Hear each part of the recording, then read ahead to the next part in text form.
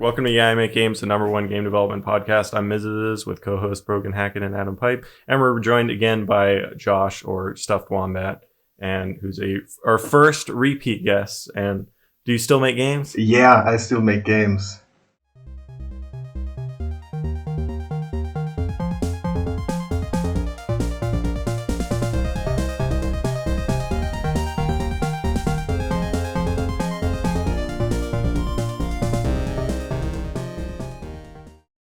So Josh, what was your last year like? I would say my year can be neatly separated into two parts. The first part was garbage, the second part was pretty cool. First 6 months, I was teaching a game design course, working with a friend on a game that we then actually released, and planning a lot of stuff that never happened. What was the game you released? It's called Geballa, or Geballer, as the Americans pronounce it. It was our attempt at a Vampire Survivor-like, but ethical considerations made us make a game that sold way less, because we didn't want to make something with like compulsion loops and endless upgrades. I'm thinking about that coming off of this last Ludum Dare.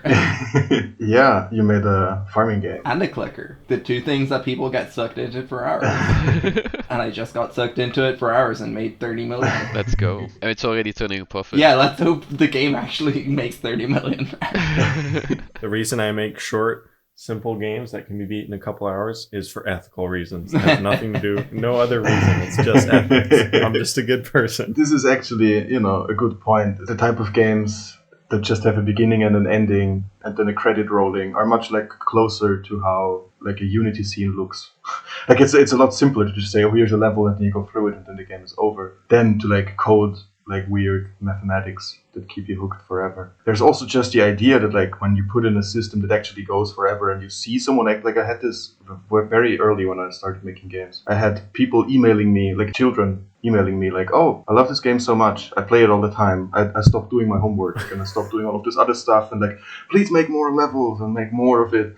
And I'm it's genuinely scary seeing a system you build really consume someone. I once at a convention saw a kid try to beat the game for 60 minutes. Miserable, unhappy, but not able to let go. Just playing that game forever and ever, and it's holy shit. Everyone who works in slot machine has the same answer to that. It's but they love it.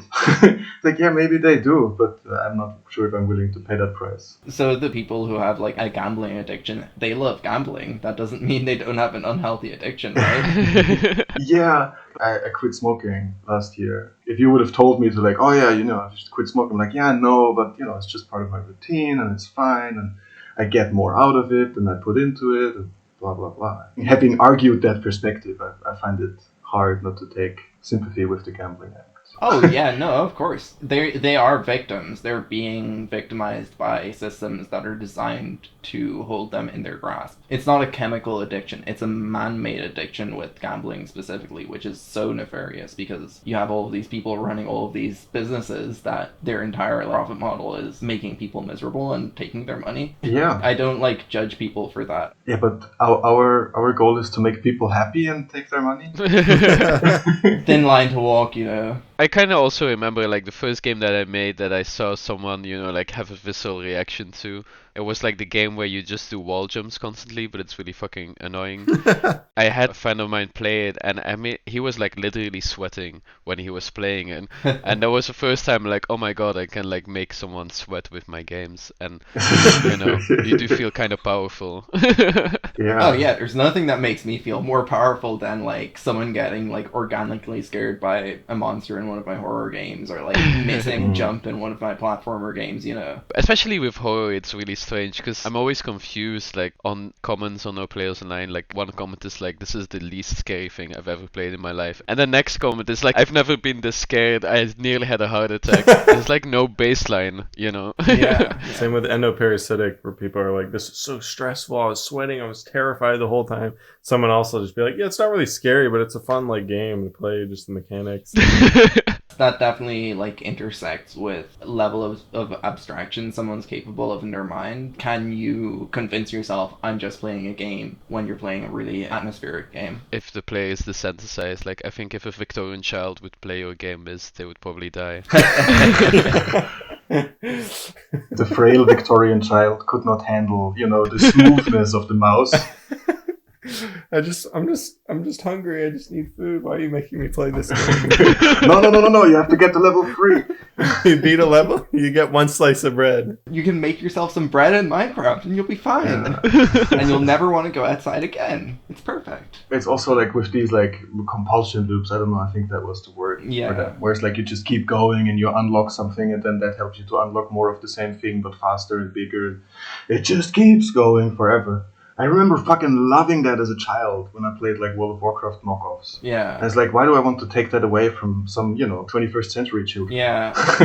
They're like, oh, the planet is dying. All I want is to get to level 3. And I'm like, no.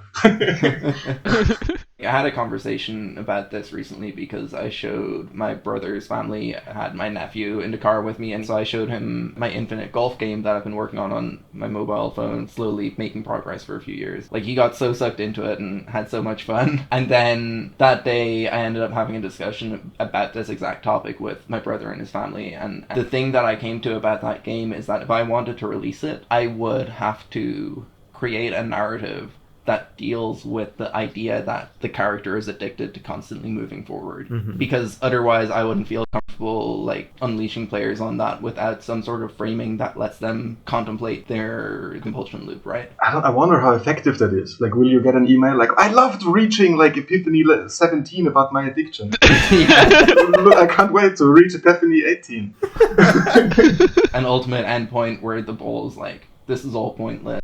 But it's fun, so... Yeah. I think you kind of risk, like, if you have someone that's really invested in your game and then you just put, like, a random end in there just for them to be like, actually, you're addicted, stop playing now. They will just... I think they would burst, you know? I envision it as the philosophy being, as long as I am happy, this is fine. Yeah. But if this is cutting into and negatively impacting my life outside of the game, it's not just like, oh, all of your time was wasted. Obviously, it's not. You had so much fun doing it, right? Personally, there's stuff I don't want to be responsible for, but then, the reason we started the whole project in the beginning of the year was because it was like, fuck, I need money. It's like, damn, people are, they give some, it's like, I'll just do whatever, Sometimes I have these phases where I'm just like, I'll just sell out completely, whatever. It doesn't matter what, I just need some money. And I never pull through. Never. Yeah. Never. It never works out for me. It's like I'm physically incapable. At least we released basically we did what you said. We didn't put a narrative in, but we made a game that was supposed to be endless, and we made it linear. And you just run through the content, and then it's over. And people enjoyed it, but it would have probably sold better if you had small increments of progress forever. That reminds me of the Endless Runner I made in Twine years ago, back in 2014, where like there's just 100 screens you can run through. There's obstacles and you have energy and stuff, and you have to like level up stuff to keep getting further and further. But you can like beat it, and it wasn't possible with my knowledge of the engine at the time to make it actually infinite. Damn, you made an infinite runner in Twine. Alright, so my year was kind of a bit unusual. I mean, there's some stuff I think that I haven't really announced yet. So the first half of the year was working on Spookware episode 2. And then, unfortunately, we had to stop working on Spookware. Not going to do the 10 more chapters thing? Well, there were going to be like 2 more episodes. So we made like half of the game. Very long story comes down to we can't do the other 2 episodes. So we kind of have to stop it short, which kind of sucks because I was kind of hoping I would be at least able to finish it. I don't know. I feel like I should do an announcement or something. I don't know. I just haven't said anything. So maybe, hopefully, by the time this episode comes up, maybe I'll finally have found the courage to just post something on Twitter about it. Sorry, you have to pull an Evangelion. They ran out of budget as well, and they just, mashed all of the stuff they had together into one incoherent episode. Called it art. I can't wait to see Netflix release the end of Spookware. Oh my god. Yeah. Oh yeah. I hope, in my life, like a few years later, maybe I will find the time to do the end of Spookware 2.0 or something, The return of the end. The return of the end, exactly, yeah. For now, it's like kind of the brakes have been put on it, and because of kind of the situation, I was a bit like burnt out.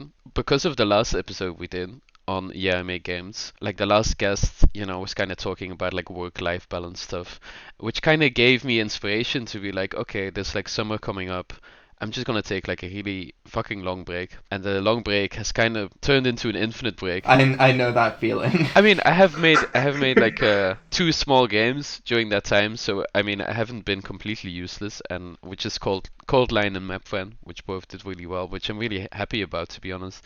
And so like my New Year's resolution is actually get back into a routine of working on stuff.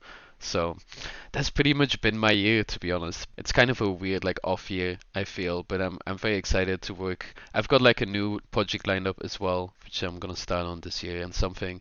So everything is going in the right direction. And the 3 games that I did release this year, Spooker Episode 2, Codeline and my friend, like all very proud of all of them. It was a good idea to just take a very long break because I mean, I feel like I kind of maybe like in a work-life balance scale of things, I've had like a good taste of the life thing now, and now I can like pull it back on the other end and try to stabilize it in a place that maybe is like, sustainable. So yeah, that's interesting. That's been my year basically. What did you do in your vacation? Yeah, what was the life stuff? Just, No, I don't. Please tell me, please. Tell me everything about your life. No, just chilling. Just having, a cup of tea, stuff like that. Not really anything too amazing, but it's just like, enjoying traveling a bit, doing the good stuff with the savings that I kind of scraped together, just focusing on other stuff. And I like making games still a little bit here and there, but just kind of, okay, I can kind of chill. So this is good. This is infuriatingly inspecific. It is really inspecific, right? But I didn't really do anything. It's not like I, climbed Mount Everest or anything, The only thing I did do is around the end of the year, I kind of started like a very long trip to Korea, where I am now, and I'm kind of doing like the whole traveling thing a little bit, which is really cool. So that's like the only big thing. But other than that, it's really just kind of being like, okay, life can also just be kind of like chilling and working a little bit on stuff. And I kind of did a bit too much of the chilling, which I realize now. And so now I'm gonna pull it back a bit more to the working, and I'm gonna find like strike a good balance, and it's gonna be great. I think I did too much of the chilling last year too, to be honest. Yeah. Yeah, but it's interesting, It's crazy being an adult and being in charge of your own time, and it's a luxury and a privilege. Yeah, we're all privileged enough to be able to keep doing this stuff to some degree. Definitely. I mean, to what degree is it a curse? It's not a curse, honestly. It's hard to see it as a negative when you look at the rest of the world. True. I feel like, especially, I know Miz and you, Adam, were both traveling last year as well, and I was too, and I'm sure you got out and you saw like the world and saw that there are people in a lot worse positions. Yeah, definitely. Yeah, I've also started doing freelance this year, which is interesting. What does that involve? I'm doing like quest writing for a game right now, which is interesting. Cool. I mean, it's pretty cool. It's not I wouldn't say it's my passion or anything, and I think this is probably the main thing about freelancing is it's like it's not your passion or anything. It's just money, which is not I mean not necessarily a bad thing because the money enables the passion, But it's interesting. I mean, I kind of like it. I think it's a good backup for knowing that I can sustain myself on freelance, kind of in a way. Because like, I mean, the next project I have like funding for it, which is really cool. But just to know that if I ever do not have funding for something, I don't like die. That's nice. Yeah, could you have relaxed without having the next project funded, you think? I don't know. Now I've been kind of diligent enough about it. On time, like apply for the funding thing, which is like a Belgian government game fund, which is really cool. Oh, that's sick. Your government actually funds games. It's really good. Again, amazing privilege to be able to do that. And so having, knowing that like the next game is funded and I can do it is just incredible. If I didn't have that ahead of me, I would probably be stressing out a lot more, I think. I don't know, how is it for you guys? My first half of last year, I was attempting to get funding for a game. I ended up putting together a pitch and then realizing, I'll have to compromise the vision, and I've already like jumped through so many hoops, and I'm gonna have to jump through so many more. My lifestyle isn't great, but I'm lucky enough to have like safety nets I can rely on. And so I just made the conscious decision to start trying to use that safety net and that benefit to like just make my own games and see what I can do with them, instead of trying to come up with a whole project and plan it ahead of time, which isn't how I've ever worked or my creative process has ever worked, because everything that I find that I do well tends to come up organically through the process of working, not through planning. But why did you want to get something funded? Like just for money, or was it like the next step, or? Like I'd work with publishers, and I'd like to have the money to say transition and live on my own without my parents, and all that stuff. But at the end of the day, I was just making myself so stressed and unhappy trying to do that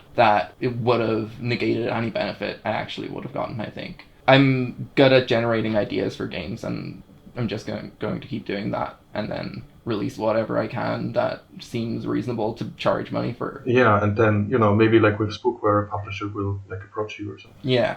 I guess that's what happened. I mean, that's exactly what happened, yeah. The way I see it, I would rather just like be full indie, supporting myself if I can, and like relying on my privileged position. If not, what's the point of having the benefits of that if you're not going to use them properly, right? Yeah, no, that's definitely true. Although I do feel a little bit like with like the funding now that I got, I'm excited about prospect of, stable income, hooray. Yeah. Mm-hmm. But also just like the fact is like, hey, okay, these people, the Belgian Game Fund, they do want me to actually finish the game, and I've got some responsibility over it. I have to like sacrifice my vision and make like bad creative decisions and stuff, which is always, it's like the wonderful part of the process in a way. You have to do that regardless of if you're working for someone else or not. Exactly. Otherwise, you'll never finish anything. But if you're all alone, you can lie to yourself for a lot longer. It's so nice. I think that's one thing I've gotten better at through doing game jams the last couple of years is like just knowing when to cut shit. I think there was a 5-hour period where I stripped like 10 planned mechanics and features out of my last Ludum Dare game, and it made me feel happy to do that because I knew I was going to actually finish the game after I'd done that, So I think there is like a balance to be had, and it's something that is a skill that can be learned. It doesn't get easier, never. If you get better at scoping, then you just have to cut less. For me, at least, if after every project, I'm like, oh, now I know, I will just cut much earlier. And, maybe I do cut earlier, but it's never early enough. For me, often when I do cut something, it's kind of a relief. Of course. That's definitely, like, I was so stressed that last day of the game jam, and I just, like, cut everything, and it was like, oh, I'll actually finish something cool and playable now. Yeah. But the other thing, like, I'm considering, based on, like, that experience last year, is that I don't need, like, a publisher breathing down my neck, but I would really like to have some sort of a producer to work with, rather than just, like, being out on my own and having to handle planning tasks that I'm not good at planning tasks, and like, if I started to make a game that was profitable, I would instantly like bring on someone to deal with production management stuff. The whole funding and stuff, it also makes it like, you have like a real team, and like the people in your team, they're like, oh, I like being in this team because it's making me money, and it's like, it feels like, okay, this is for everyone in the team. It's like, okay, this is the main thing I'm doing right now, and there's no like emotional reason that you have to convince them why, but mostly money, which is always a good motivator. And for me, that kind of auto-produces a lot of things, having just these people around you making it real, and that's always a good part of it. I found it so much easier to work with Dreamfield than I did on any non-games job I ever had, because I loved the project and the people I was working with were lovely people. I still do a bit of work with them, which is really nice, and it's just nice to have people I know I can work with, and I know I like as well still in my life. Miziziziz, why are you so quiet? Did you do nothing all year? I did a few things. Let's see. End of 2021, I finished Rot Flesh. So the beginning of the year, I was basically just kind of dealing with the results of releasing a hyped game that had a big following. I made a lot of mistakes with it, so it was kind of like rough seeing like, oh, it's not done, I still need to fix it, and like getting a lot of criticism for the things I didn't do, kind of dealing with that. But then also I made a lot of money off of it. It was the first time I made like a decent amount of money. So I took a vacation for like the first time, like a serious vacation for first time in a couple of years, which was really nice. And then I came back and immediately started working on the next content update for it. And then I moved to Florida. Why? Have you just always dreamed of being eaten by an alligator that is drunk? I actually don't like Florida. The reason I moved was because my parents moved here, and then I have a lot of friends here, basically all my friends moved away from where I live, and I was like, all right, I'm tired of living in the middle of nowhere. Okay. I want a social life again. I don't recommend Florida otherwise, unless you know people here. Sorry for the interruption. It's just I've never heard someone under the age of like 60 who's not also. Yeah, it's not the most exciting place. Yeah, let's see. I was working a bit here and there on Endoparasitic. Like I was ready to start turning it into a full game after that Ludum Dare I did like however long ago that was, like 2 years ago now. Yeah, finished Rot Flesh update. And then I went traveling like all summer, which was a lot of fun and did a lot of things. Oh, I read Sid Meier's memoir. That was really cool. One of my favorite like game dev related like biographies or autobiographies or whatever. He's made a lot of games and a lot of variety. I feel like most like game dev things I've read, it's just like the people it's about are like the weirdest losers ever or something. It talks about their lives and I'm like, damn, I really don't want to end up like that person or something. Or they just make like 3 games that are all the same and then the world moves on from that kind of game and then they just end up stuck in the past. I liked reading his book because he was always making new things. He was always trying like new stuff and just kept putting out games. And he had like a normal life too, it seemed like. And it was like, damn, okay. Like this is somebody I can aspire to be like. The way I see it, like if I had a memoir, it would just be Breogan made games this year, every year for the entirety of her life. Yeah. And then there's like a brief subsection called like the back pain or something. Josh struggled with back pain his whole life. Let's see, I got back from traveling. And I'd been working a little bit on Endoparasitic, but I came back and was like, all right, I want to finish this. And I was telling my dad, and he was like, it's a horror game. Shouldn't you have it done before Halloween so there's time for like people to play? Because I think I was going to release it on Halloween or something. He was like, release it a week before. Yeah, that's true. I should do that. So that meant I basically had 1 month to like make 90% of the game. So I just worked super hard throughout October. And then also I was like making YouTube videos for it, which was, it was cool that those really blew up because it was at that point I was just like, I don't really care about YouTube anymore. Like I'm just doing it as part of my dev process. Like I make a video to get views so people will buy it. That's just what I do. I don't really care about the views or anything now. And then that video went viral and got like 3 million views in the devlog, and I got a shit ton of wish lists and stuff. And I was like, okay, I'll take it. Like, nice, let's go. And then after release, I did really well. A bunch of YouTubers played it. Markiplier just played it like a month ago, and he just finished it last week, I think. He did a 3-part series. Yeah, Markiplier playing, that's like enough to buy me a house. His videos.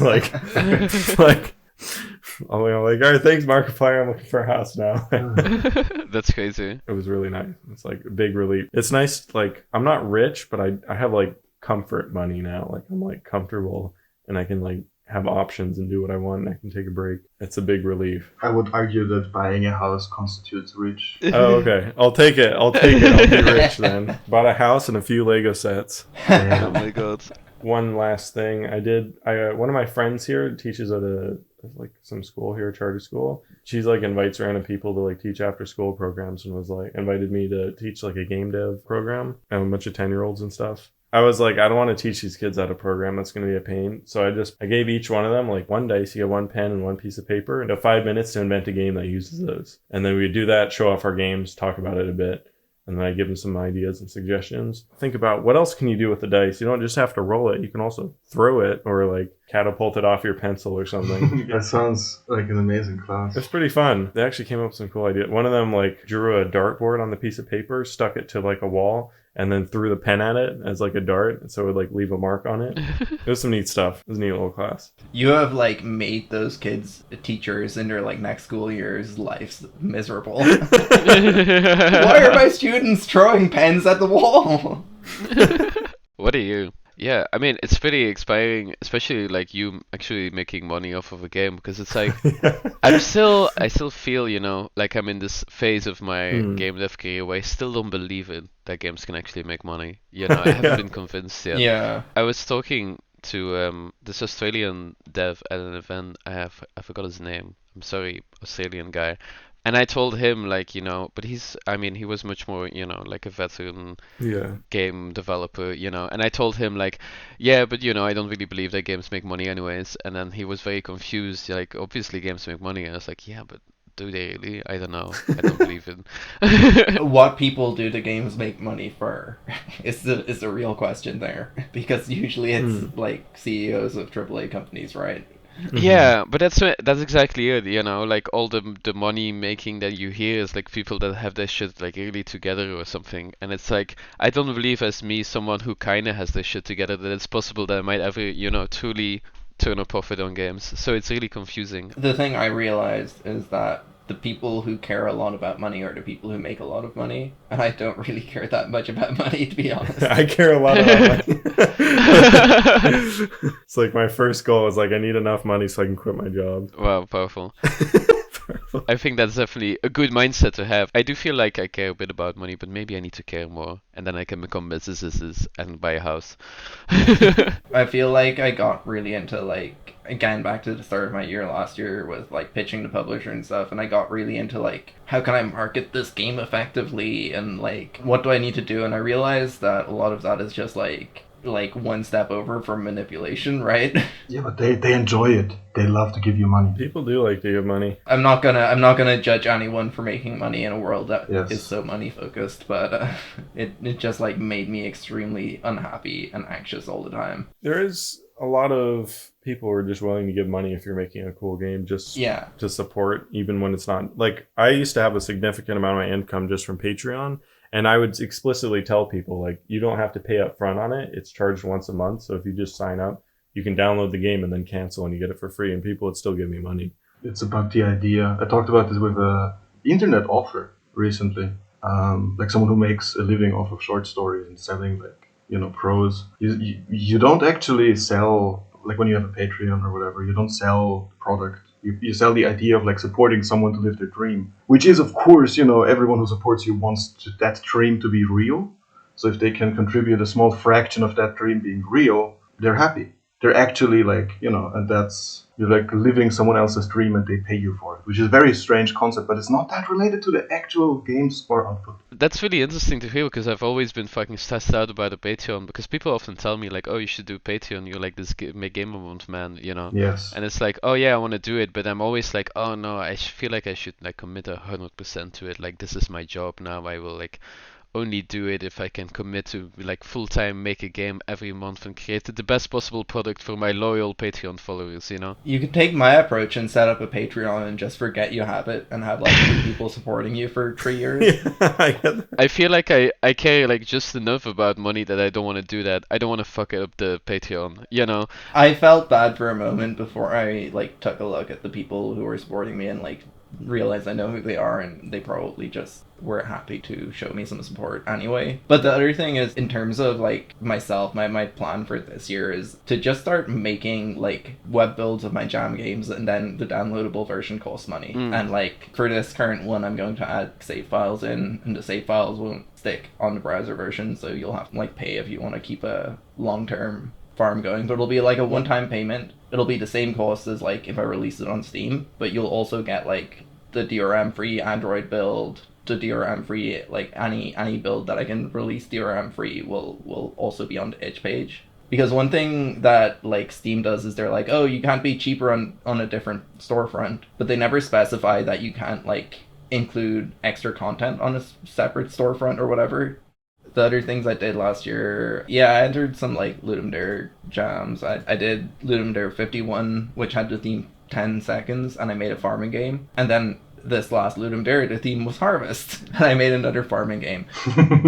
Other than that, I went traveling for like a month and a half around Europe, which was cool, but it also made me realize that I'm a mess. Can I ask, Breogan, how old are you? I'm 26. Ah, damn, you should have done it earlier. Now you can do all the free museums.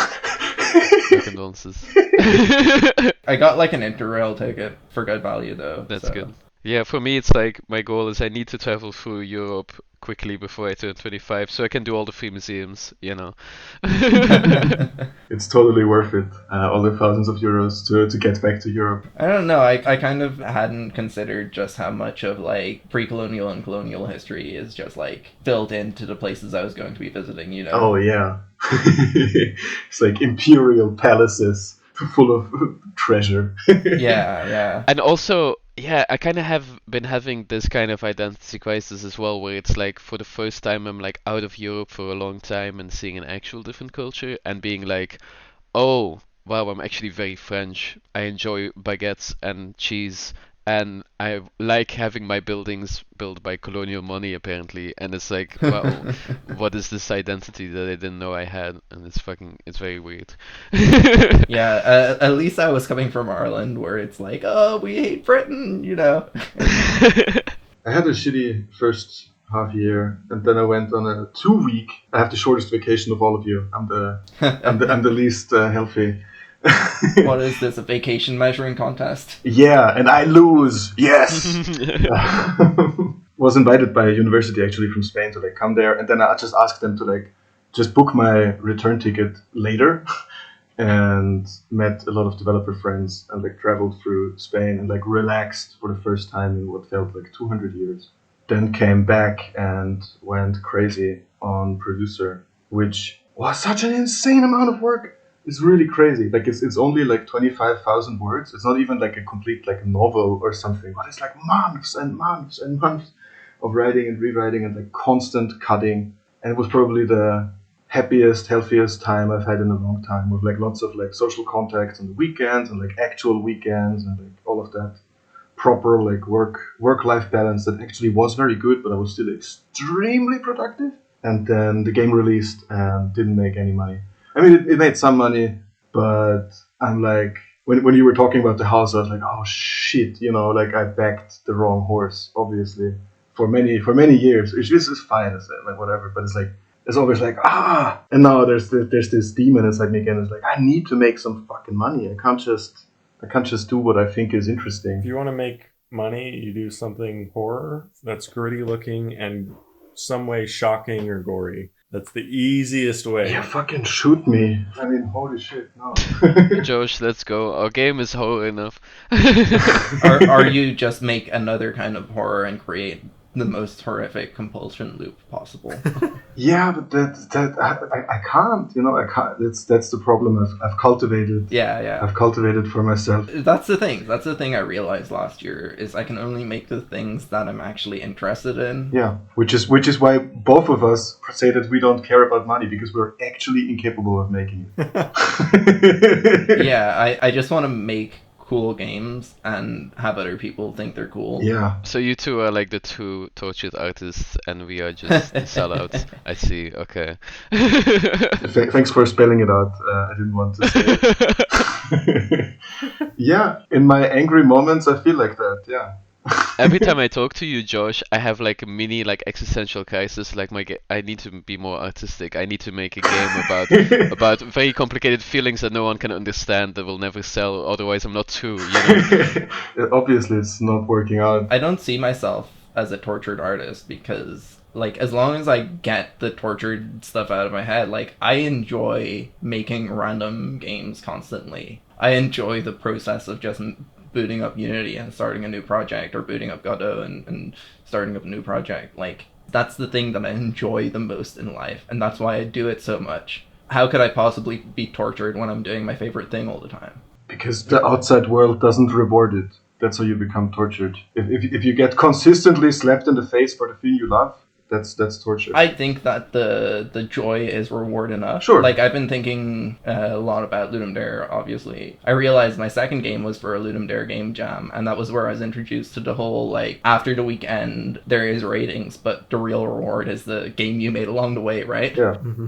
That's been part of my creative process the whole time I've been making games, basically. I just enjoy creating new things, and that's the fun of life for me. All the other stuff gets in the way and annoys me. When I was doing the Game of Month thing, that was kind of how I felt as well, you know. I was really enjoying just every month starting the new game and being like, this is another, there's no goal to this and stuff, and just like the dopamine rush when I release the game and the numbers go up, it's good enough, you know. And aside from that, I could just make what I wanted to, and I mean, I definitely know how good that feels. And now I want to do that again as well. And like, this is why I'm saying every day, I'm like, do I want to sell out, or do I want to go back to doing Game of Month for free for the rest of my life? I don't know. Yeah. Well, I don't think it's exclusive either way. Like, Yeah. I think if you throw enough stuff at the wall, something will stick anyway, right? Yeah. If I stop actually paying attention to whether it sticks or not, and I just keep throwing stuff, I'll have a lot easier time getting something to stick. I don't know. That's kind of like a weird metaphor. This podcast is split into two groups. The people who are uncomfortable making money and the people who are kind of okay. This is the kind of variety that makes it, make games such a good show. Yeah, this is why you're number one. What is the big change you're gonna make in like work style, work-life balance, output, making money, whatever? New year, new you. What's your big change this year? I have 2 resolutions. The first one is to not be on the computer on the weekend. You should get a Steam Deck, then you're not actually on the computer. I actually have a little asterisk on that rule for me. It's any like display, like LCD display. Like my e-reader doesn't count, but anything that like shines light into my face that's digital. Yeah. Gets cut the fuck out. That's interesting that you said this, because I just got an e-reader for Christmas and I feel the exact same way. It doesn't feel like a real screen. No, it's not. It's an ink display. It's the best. You can steal every article, every essay. You just copy paste it. You export it as an EPUB. Please, everyone who's listening, make your own ebooks. It's super easy and it's better for your eyes, and you're not in front of the computer all the time. Yeah, I'm gonna start doing that with my e-reader. And you can torrent everything. You can torrent all of the books. Don't get one that's owned by Amazon. Mm-hmm. Get one that's like unlocked, like a free one. Oh fuck. I have one that's made by Amazon, but I have it on airplane mode 24/7. I was just about to say thank you Amazon for sponsoring the episode. Oh fuck. They're trying to silence me. But what I was gonna say is that like I was just looking at like footage from CES 2023 where they have like now laptops with colored e-ink displays. No way. And I'm just like, I need this in my life. I need to be able to sit down and type, have a screen that can handle that, but like doesn't cause that level of eye strain. E-readers are the best. I hope I got kicked at a comedic timing where I was just railing against Amazon. Yeah, I think you were. Perfect. So we will get demonetized. Yeah, that second resolution is to always write in my diary before I go to sleep. I've been keeping various diary adjacent things over the year, and it's extremely helpful to like actually get the stuff you want to get done.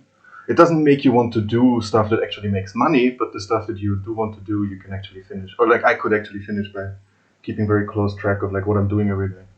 But I would always write it in the morning. So I would wake up and I would try to sum up the previous day, and I'd be completely like, oh, what did I do yesterday? And then the whole start in the day would be kind of fucked up. But now I just do it in the evening. Yeah, I've tried journaling a few times. That's another thing that makes me feel kind of miserable in some ways. I started keeping a journal last year. Not for life reasons, but for one of my projects I started working on was I saw, you know how people do day in the life of an indie dev or week in the life? I'm going to try doing year in the life. So I started in February, and I started keeping a journal just to like keep track of everything I was doing. And we'll see how the video turns out. But... Ooh. This is why your answer on like what did I do this year was so succinct. Yeah. I forgot to say that I was working on that. But oh, that's a spoiler for the video. You have to cut it out or something. February is when the year ends. Oh. So, we'll see how it goes. I found that the more fun stuff I did, the less inspired I was to record. I'm definitely not good at keeping up journals, but I feel like I'm not good at routine in general. I said that I'm not going to do journaling, but what I am doing is I was visiting one of my like longest real life friends for New Year's. His dad got like everyone calendars and gave me a journal, which I've got like 5 empty journals in this room surrounding me for past years. Yes. But what I decided I'm going to do is, because I've been getting more into drawing again since like the start of last year. I think I promised myself I'd draw more. I'm going to just do a drawing in every entry place for every day. That's something I can do, and it's something I want to like do every day. That's a cool goal. I want to do the opposite of last year, where I was just like traveling and doing lots of crazy stuff and then huge work crunches. I'm just like, this year, barely going to travel. I think I just want to stay in one spot and just kind of work a normal, not like 9 to 5, more like a 10 to 4 or 11 to 3. You can't really work more than like 4 hours. 4 hours of really intensive work. That's pretty much it. Yeah, that's pretty much all I need, I think, anyways. 4 or 5 hours a day. I do want to try streaming again. I feel like I say this every year, but I'm going to try streaming on YouTube maybe like 3 days a week, just try it out. Because I do feel like it helps me work harder, and I do feel like I make better games because people are watching and suggesting things and pointing out flaws in what I'm doing. And so they're like, oh, you should add this. Or like, what if it's like this? Or this is confusing. And it's like, oh, that's a good idea. How can you finish if people tell you else? I'm pretty good at separating, I guess, good advice and bad advice, and also ignoring people if I have to. Nice. That explains why you don't answer all my letters. My dearest Miziziziz, it has been 10 years. I I got a MacBook. I don't like Apple, I guess because I'm not used to it, but the battery life is incredible. So I'm like, I was messing with doing some dev on it, and it's actually really nice just to be able to like have a portable thing to work on. It's like so lame. Yeah, I lugged my 1.5 kilogram laptop around Europe with me, and I regretted it so much. Yeah, I did that too when I traveled to Europe with the laptop. I was like, oh, time to charge it. 2 hours later, oh, time to charge again. Why is that though? What is it with like all laptops that are on Apple that they die within like, I mean, you can't even watch a movie on it because it dies halfway through. It's so bad. Yeah, I'm guessing it's just like Windows power management stuff. Yeah, must be. I've been thinking, should I get like, you can get like the power banks that are as big as your laptop and twice as heavy that can power it for 2 more hours. 2 more hours, oh my god. Just get a MacBook. I will say, I do like my 1 hour I can get of portable Elden Ring on the Steam Deck. Let's go. Last year I got a treadmill and a sit-stand desk, and I was using that a bit, which is actually pretty nice. I found it's not actually distracting to walk while I program. Yeah, I can imagine that actually being like helpful for keeping focus. Yeah, sitting is bad. I kind of always end up at this time of year being like, oh, do I have a resolution? I guess. Last year, my resolution was to release a commercial game, which it didn't end up being Submechanoid. Hopefully that gets released this year. So that's my first thing is planning to release that game this year. The other thing is like I did end up releasing a couple of small commercial titles for like bundles and Indiepocalypse. But I think going forward, as I said, I'm just gonna keep throwing stuff at the wall. That's my theory. Do you want to put like a deadline, like a game a month thing or something on it? No. No? Alright. I'm at the stage where I can make things and enjoy the process, even if I don't release them. And But how about if you ruined that? How about if you had a deadline every month that killed you slowly? Yes. that's like what I'm saying is, if I had money, I would bring on a producer who could reasonably talk to me and come up with deadlines and not be myself putting stupid pressure on myself, Aren't you worried that you'll get a producer and the first thing will say is like, you need to finish this game by this date, and you'll be like, no, you're fired. That's obviously not the ideal producer for me then, if that's how they're approaching it, It's actually like really important. That would be part of the vetting process, that they're like understanding of how I work. As it is solo dev, I'm just going to keep making things and have fun. That's what games are about. Like I said, I'm in the middle of a midlife crisis. You're like 23, dude. Quarter life crisis. At the old age of 23 years old. I don't know. It's just, because of the extreme not workingness of last year and the extreme, I would say, workingness of the year before it, and now feeling like both ends, I'm like at a turning point now where I feel like, okay, time to actually make a work-life actual balance.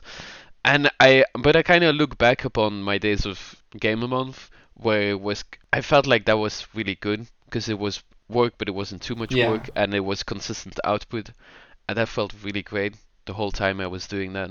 And I kind of want to maybe go back to that a little bit. For now, I'm just saying, okay, every weekday I do at least 2 hours of work. Yeah. Late in the evening, so I can still enjoy life during the day. I've also really learned from this year then that like I'm really happy to work if I did something during the day. If I just like wake up and work, I'm like depressed as hell. Then actually the whole time that I'm working, I'm stressing out about trying to make plans for the evening, because my biggest fear is having a day where I don't do anything. That really fucks me up. Yeah, also, like, the work-life balance thing is just, like, a continuous process anyway. It's not like there's no sudden change you can make that improves your work-life balance. You have to just keep experimenting. True, I guess I just didn't realize that it's true that you can have it the opposite way. You always hear about like work-life balance, or I'm working too much and stuff, but I guess I just didn't realize it was possible that it could also go the other way. Living too much.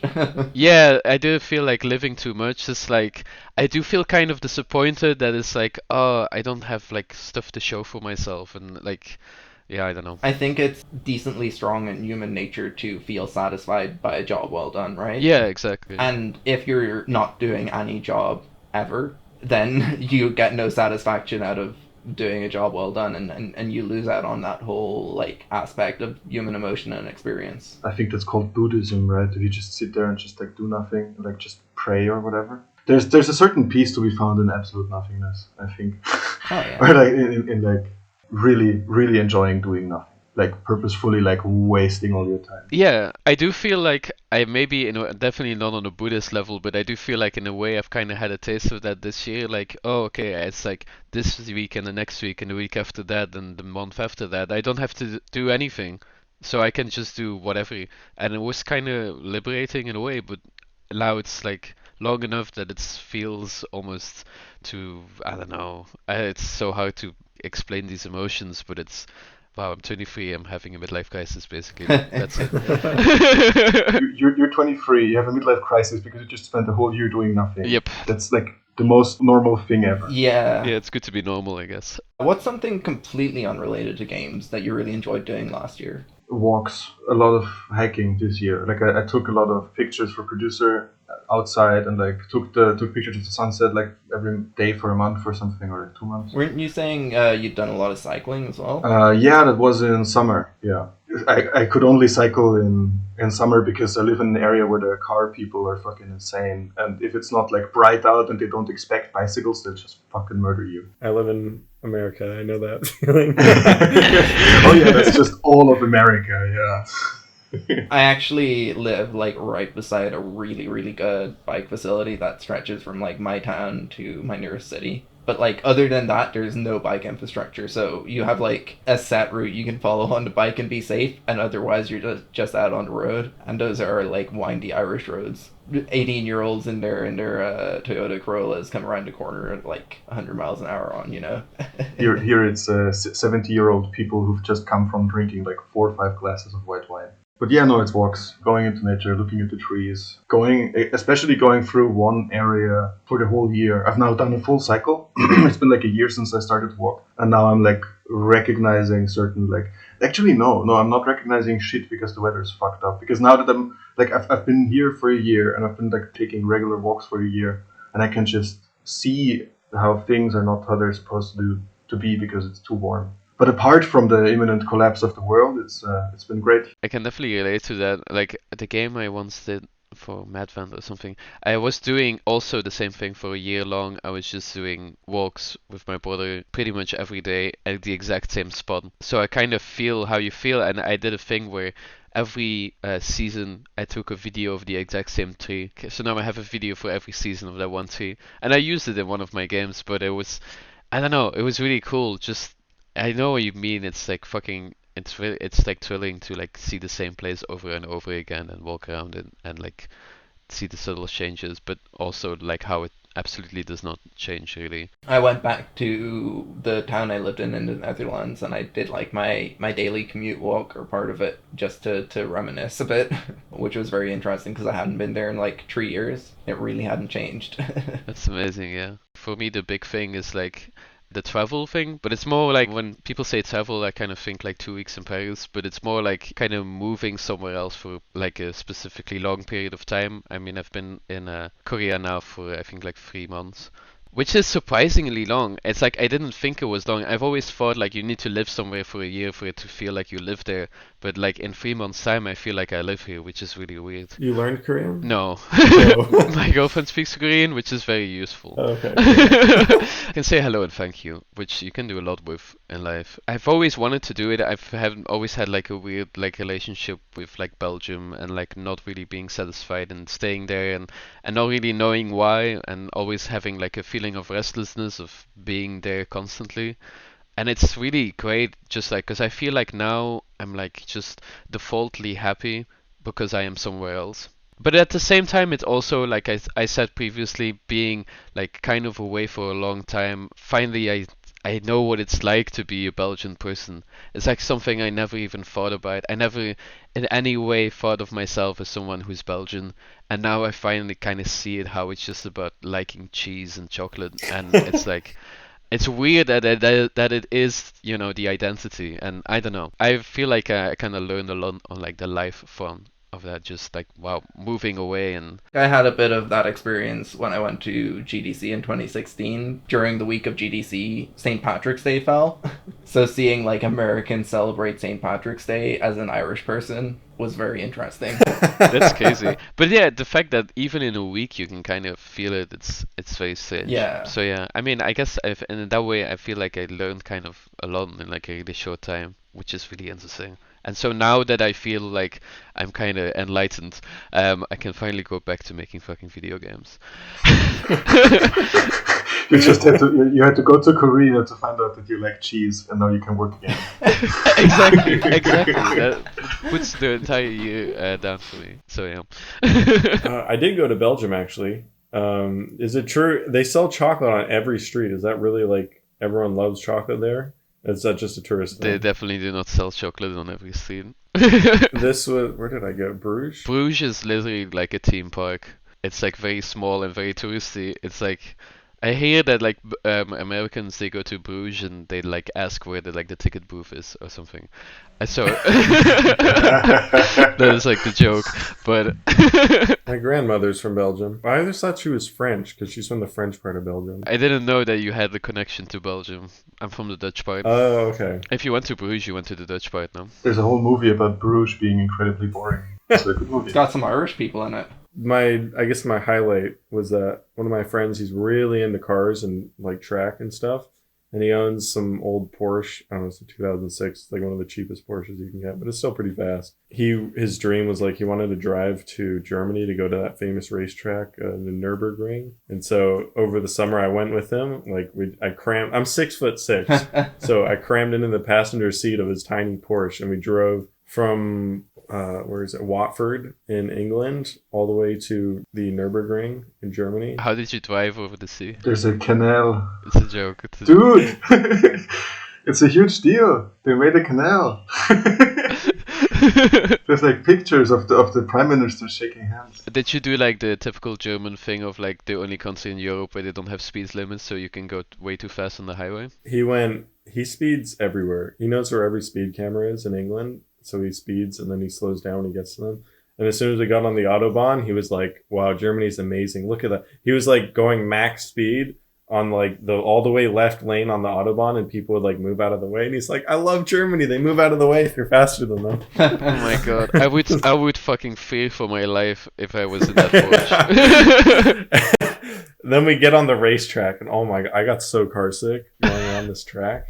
But it was pretty fun, and we paid one of the professional drivers there to take us around in one of their cars. You're definitely rich now. Sorry, but what the fuck? You can do that?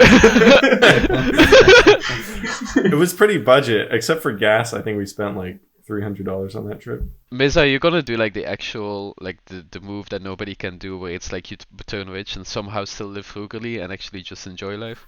Hopefully, I have no interest in getting a mansion or expensive cars. My dream is to be able to fly at least in extra legroom. First class would be nice. Wow. Oh my Just god. extra legroom would be good. I have first class flight on my actual bucket list that I actually keep. I did it in Spain because it was cheaper than the normal one for some weird fucking reason. You're weird. I just want to be able to afford the €5 extra to get the window seat on Ryanair. I want to do like the first class international flight with the piano bar. You know, this is... I think that's only in the movies. No, it exists. I'm sure it must exist. I always get the aisle seat just so I could stretch. I'm like, no way. Window seat, I can never do that. My god, I took so many fucking planes this year. It's like, fuck, I really hate planes. Yeah, me too. I love planes, but it's really like a fucking challenge. Like the last plane I did, I finally gave up and bought the fucking Wi-Fi package. Yeah. I cannot, like another 12 hours of my fucking life of staring in front of me, I couldn't do it. That's why you now have an e-reader, which frees you of all of that. This is the e-reader podcast now. The problem with the plane is you prep so many like podcasts and books and things, and then when you're on the plane you realize you downloaded all the wrong things. I actually spent like my entire flight back from Barcelona to Dublin just like looking out the window, and I got a bunch of really cool footage of like the clouds going past, and you can see like literal parallax layers of like the cumulus and nimbus and everything passing by in like different sheets. The thing that I started doing last year that I really enjoyed that was completely unrelated to games is I took back up roller skating. Oh, fun. When I was like 11, or whatever, my brothers were really into aggressive inline skating, which is like grinding and going up quarter pipes and stuff. I got like a pair of skates for my 13th birthday, but then both my brothers went off to college and I never had anyone to skate with. So they kind of like got used a few times and sat in the attic. And then this year they started making a bunch of skate parks in Ireland, which is amazing. My town got one, and I was just like sitting there one day like, okay, time for skating. It happened, and I took my skates down from the attic. I tested them. They still fit perfectly. What? Well, the liner of them is a little bit worse for wear, but they still fit, you know? And I just went out and I had like the most fun I had had in a long time. And then for Christmas, I got a pair of the quad skates, which have like the 4 wheels. So those are like inline skates, so they have the wheels in a line, which is really nice because it's winter here and it's really rainy. And the inline skates are like extremely scary on wet ground, whereas the quads, because they have 4 contact points, are so much better. I've actually been doing like strenuous cardio and like flexibility exercising, and like, you know, it's the first proper exercise I've done that's not just like going for a walk every day as an adult, so it's nice. Oh my god, the fact that you said like the weather. I went back to Belgium for 2 weeks for the holidays, and suddenly I realized why I'm depressed every winter. It's like Europe is so dark, rainy, and depressing during the winter. Holy shit. Welcome to seasonal depression land. Oh my god. Our friends are like, no wonder England started the Industrial Revolution. They had nothing else to do here. It's so miserable. It's so horrible, miserable. Like in Seoul, it's fucking cold, but at least there's some sun, you know, and there's lights. I actually don't mind it that much. I mean, I'm not gonna lie, I just want a good chance to talk about Elden Ring. And I know it says 2023, but I'm still playing Elden Ring. That counts. Okay. What's your greatest game of the year 2023 so far? Yeah, it's Elden Ring. Oh. I'm 80 hours in and I've been playing it in bits and pieces since launch, and it's so good. That's not as much time. No, I have like a lot of friends who put like 300 hours into it in the first 3 months of launch or whatever. Yeah. Like after 2 days playing that game straight, basically after launch, I realized that I needed to take a break and I needed to like slow things down and savor the experience, because it's such a beautifully like crafted world to explore, and I'm constantly surprised and constantly discovering mysterious new things and places I didn't think could possibly even fit within the bounds of the map that I've nearly fully explored. You know, if you're someone who hasn't played Elden Ring and you really want to play it, definitely don't rush it. Try to be as forgetful as possible with like any spoilers you see, but have a nice time every couple of weeks and sit down and play a few hours. I guarantee it'll be a really good experience. Weren't you really into No Man's Sky like a few years ago? Yeah, that's the game where I like did put like hundreds of hours in within short periods of time.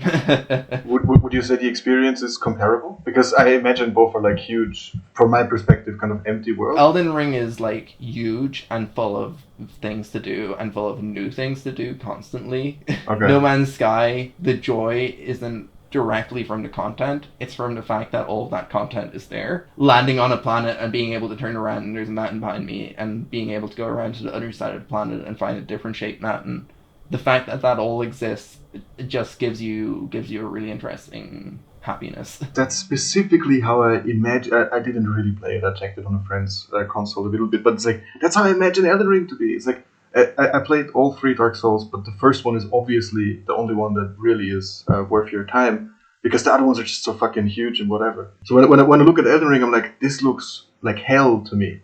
Well, like I say, if you take it slow and you play like bits and pieces at a time, every time I boot up that game, I have a new adventure. And whether that's like 30 minutes in the morning or whether it's for like 5 hours before bed or something, Yeah. I always have a new adventure, you know? And the other thing is that it's so much easier to come back to, because you like stop playing for months of like, say, the original Dark Souls. If you stop playing that for a few months and you come back to your save, you're like, what is this build? What is this weapon? What am I doing? Where am I? Where should I go next? How much things have I unlocked? Elden Ring, I can just go back and do some catacombs or dungeons or caves or whatever. Yeah, sure. And there's always like a lower level area, so you can get back up to speed with gameplay a lot faster, and you have a lot of fun and discover new things while doing that. Which I'm not going to say that playing like a bunch of the game in like a short period of time isn't a good way to play the game. I just think that like taking it slow and savoring that game really benefits it. I finally started playing Breath of the Wild, and it's been really fun. Got to get in there before the new one comes out, right? Yeah, I was just like, might as well get this, I guess. That's what you're supposed to play if you have a Switch. And I started playing it, and I'm like, oh wow, this doesn't make me bored out of my fucking mind the whole time I'm playing, like most open world games. Yeah. It's like actually fun to travel around, okay, and it doesn't take like 10 hours to like walk one place to the next place. I'm impressed by it. Breath of the Wild is the only like third-person game where you can fight someone that I do not find not extremely boring. Interesting. Sorry, I haven't played Elden Ring. Elden Ring is just so dense, which is why, like, even if getting from one place to another did take forever, you discover like 1,000 things in between. My game of the year, the only game I've played all year, because I don't know, oh god, I'm really bad at playing games. This and a random marble game that someone forced me to play. Paradise March, which is super cute. Oh yeah, I really wanted to get that. It's so good. It's just, I mean, it's really small. It's like a game that I wish I made. It's super small. It does one thing. It's very cute, and everything is extremely juicy and well made. And it's just, the entire time I was playing it, it's like, fuck, I wish I was good at making video games. This is amazing. And it only took like 2 days to finish, kind of. So it was great. Sometimes I play games and I'm like, games are kind of all good, but other games they're not like very well made or something, I don't know. And then this game is just like, oh, it's all like perfectly made. It's so cute. It's probably an element of the thing that I've been noticing with like movement in games, where I'm super susceptible to being put off by just like movement that feels slightly off nowadays, because I've spent so much time making movement. Exactly. It's like I play a platformer game and I just like, it doesn't have like the jump delay button thing, and I stop playing because it's like, it's unplayable for me, which is horrible. Snobs! Snobs as hell. But this game is like, everything is perfect game feel, everything has feedback and input, and it's all like perfectly designed, and it's just so satisfying to finally, sometimes like sit down, play it, and just not feel frustrated at anything. And it's bliss, is what it is.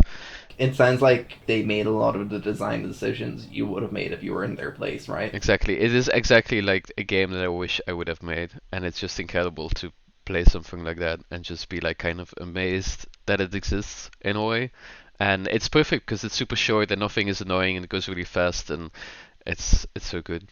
No complaints whatsoever. Let's go. Oh, I do have to say thanks for recommending Umurangi Generation. I played that last year. It was pretty good. Oh yeah, that game's sick. I would probably have to say Signalis. Oh yeah. Which I have complicated feelings about that I'll try to sum up now. It's like a, what is it called, Silent Hill top-down thingy. And I think everything in that game is like directly traceable to like 20 years of history of survival horror genre. It's like a love letter or like carefully reconstructed whatever. It's just, nothing in it felt to me compelling in its own way when I played it the first time. And I really was put off by the kind of sense of like history that game has, where it's like you can really feel that the developers really loved this one game and like took the parts that they really like and recombined with. And it's like all of these things from all of these other games, but felt for the longest time like it lacked identity. And then there was this insane switch because I played it again then, because I don't know, I was having a shitty week. I realized it's extremely carefully paced and structured. Normally there's like a dip in like design quality or like design, I call it like density decay, when something like significantly drops in quality like after the middle or like around the middle, and then ramps up towards the ending again because they realize, it's like you just don't put effort into the middle, you put effort into the beginning where you hook people and the end where you leave them. But this game drops very early and then just keeps rising for the rest of its runtime in terms of like complexity and quality of content. And that's so fucking hard to make. That's so incredibly crazy difficult to make, to not just shoot all your best ideas out in the beginning and then try to tie it all up in the end.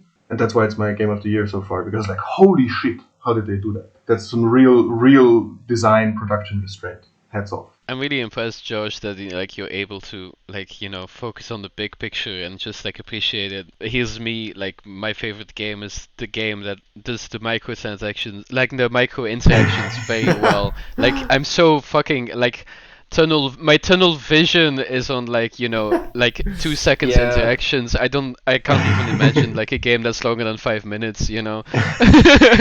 I think pacing is something that's very hard to learn as a like solo or indie dev, because you can't basically afford to make a game that's long enough where pacing is a real thing that you can focus on, right? Yeah. And I mean, obviously there is still pacing involved. It's definitely like harder to learn pacing. I got to play more video games. Thanks for being on the podcast, Josh. It was great fun to be back again. Thanks for joining. All right, see you. Bye bye.